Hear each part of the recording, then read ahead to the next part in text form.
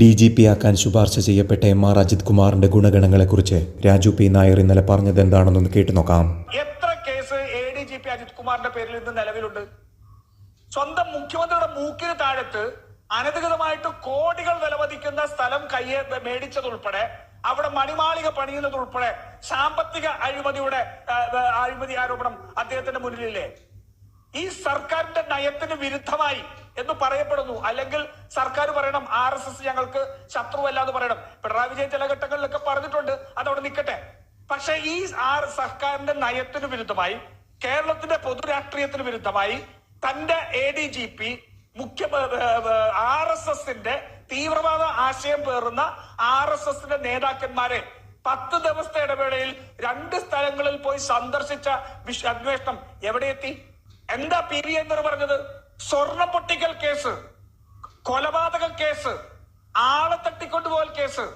ഈ കേസിൽപ്പെട്ട ഏതെങ്കിലും ഒരു സാധാരണ CPOനെ ഈ ഇതില് അന്വേഷണം നടത്തുന്ന സമയത്ത് പ്രൊമോട്ട് ചെയ്യുവോ? എന്താണ് പറയുന്നത്? അപ്പൊ DGPക്ക് ഏത് മാനദണ്ഡത്തിന്റെ അടിസ്ഥാനത്തിലാണ് ADGPക്ക് DGP ആയിട്ട് സ്ഥാപനം കൊടുക്കുന്നത്? കേരളത്തിലെ BJPയുടെ മുഖ്യമന്ത്രി പിണറായി വിജയൻ അജിത് കുമാറിനെതിരെ കൊലപാതക കുറ്റം ഉൾപ്പെടെ ആളെ തട്ടിക്കൊണ്ടുപോകൽ കേസ് ഉൾപ്പെടെ നടന്നിട്ട് ഈ ADGP അജിത് കുമാറിനെതിരെ എന്ത് നടപടിയെടുത്തത്? നമ്മൾ എന്താണ് ആവശ്യപ്പെട്ടത്? സസ്പെൻഷനെങ്കിലും കൊടുക്കണം. ഞാൻ ചോദിക്കട്ടെ, അദ്ദേഹത്തിന്റെ മുൻപുണ്ടായിരുന്ന ഒരു P വിജയൻ എന്ന് പറയുന്ന IPS ഉദ്യോഗസ്ഥനുണ്ടായിരുന്നല്ലോ ADGP. എന്തിന്റെ പേരിലാണ് P വിജയനെ സസ്പെൻഡ് ചെയ്തത്? ഏലത്തൂർ തീവെപ്പ് കേസിലെ പ്രതിയെ മഹാരാഷ്ട്രയിൽ നിന്ന് കൊണ്ടുവരുന്ന വഴിക്ക് അദ്ദേഹത്തിന്റെ ചിത്രം ഒരു പത്രമാധ്യമത്തിന് എടുക്കാനുള്ള അവസരം ഉണ്ടാക്കിയതും ആ പ്രതിയെ കൊണ്ടുവരുന്നത് മാധ്യമങ്ങൾക്ക് ചോർത്തി കൊടുത്തു എന്നുള്ളതിന്റെ പേരിൽ P വിജയൻ എന്ന് പറയുന്ന ഒരു ഉദ്യോഗസ്ഥനെ സസ്പെൻഡ് ചെയ്ത ഗവൺമെന്റാ അല്ലെ? എന്തുകൊണ്ടാണ് ADGP അജിത് കുമാറിനെതിരെ ഗുരുതരമായ ആരോപണം ഉണ്ടായിട്ട് അദ്ദേഹത്തെ സസ്പെൻഡ് ചെയ്യാതിരുന്നത് ഞങ്ങൾ കാലാകാലങ്ങളായി ചോദിച്ചിട്ടുണ്ടല്ലോ. അന്നൊന്നും നടപടിയെടുക്കാതിരുന്ന BJPയുടെ മുഖ്യമന്ത്രി പിണറായി വിജയൻ ചെയ്തിരിക്കുന്നത് ഇതിനു വേണ്ടിയാണ്. അന്ന് നടന്ന ചർച്ചയിൽ ഞാൻ ഉൾപ്പെടെ പറഞ്ഞിട്ടുണ്ട്, ADGPയെ ആ ഓഫീസിൽ നിന്ന് മാറ്റി അടുത്ത കസേരയിൽ ഇരുത്തിയപ്പോ മാസങ്ങൾക്കുള്ളിൽ ADGPയേക്കാൾ സർവശക്തനായി ഈ അജിത് കുമാർ തിരിച്ചു വരും എന്ന് ഞങ്ങൾ പറഞ്ഞിട്ടുണ്ടായിരുന്നു. അത് സംഭവിച്ചിരിക്കുകയാണ്. അദ്ദേഹത്തിനെതിരെ കേസുകളുടെ അന്വേഷണം എവിടെ എത്തി? ഒരു കേസും അന്വേഷണം മുന്നോട്ട് പോയിട്ടില്ലല്ലോ. ഗുരുതരമായ ആരോപണം ഉയർന്ന ആ ADGPയെ സസ്പെൻഡ് ചെയ്തില്ലല്ലോ. നിങ്ങളിപ്പോ ചോദിക്കുകയാണ്. ഈ ചോദിക്കുന്നതിനുള്ള വഴിയൊരുക്കിയത് കേരളത്തിലെ BJPയുടെ മുഖ്യമന്ത്രിയാണ് അല്ലെ?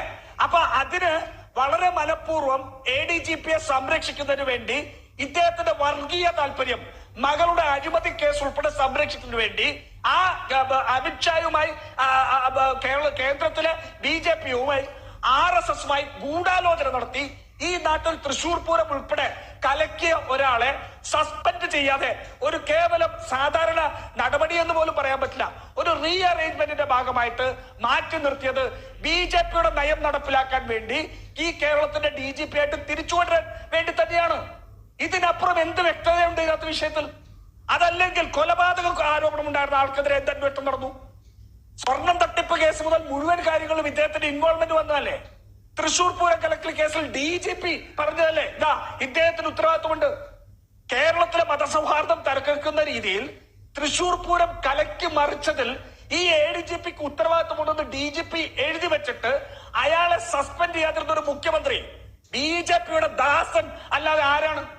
കേരളത്തിനെ വർഗീയമായി വിഭജിക്കുന്നതിന് വേണ്ടി കേരളത്തിലെ BJPയുടെ നയം നടപ്പിലാക്കുന്ന ആളാണ് പിണറായി വിജയൻ. ആ നയം നടപ്പാക്കിയത് ADGP അജിത് കുമാറിലൂടെയാണ്. തൃശൂർ പൂരം കലക്കിയതുൾപ്പെടെ മറ്റു പല കേസും ഉൾപ്പെടെ ഈ BJPക്ക് ആവശ്യമുള്ള കാര്യങ്ങൾ മുഴുവൻ നടപ്പാക്കി കൊടുത്തത് ഈ ADGP അജിത് കുമാറാണ്.